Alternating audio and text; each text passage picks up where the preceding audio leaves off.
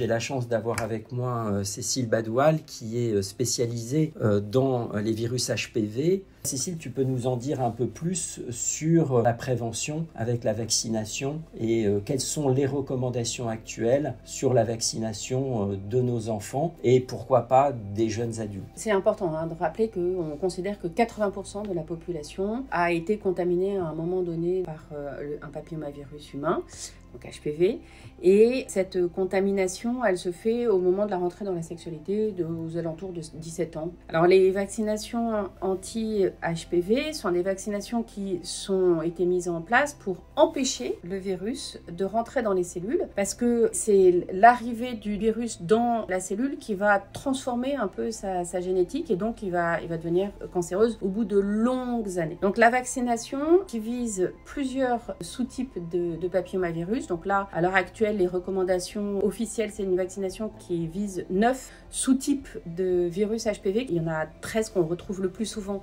dans les cancers, et en particulier du col, mais aussi dans les cancers de la vulve, du vagin, du pénis, de l'anus et de l'oropharynx. La vaccination, c'est vacciner toute une population. Âge, c'est 11-14 ans, 2 doses, filles et garçons. Ensuite, il y a une possibilité de rattrapage de 15 à 19 ans. Il y a une population de patients qui sont vaccinés jusqu'à 26 ans, qui sont les hommes ayant des rapports avec les hommes, qui sont plus à risque de faire des cancers de l'anus. Et donc, c'est une population pour laquelle on propose une vaccination jusqu'à 26 ans en rattrapage. Et puis, il y a des enfants qui sont immunosupprimés et pour lesquels on va pouvoir proposer la vaccination aussi dès 9 ans pour éviter tout risque de contamination.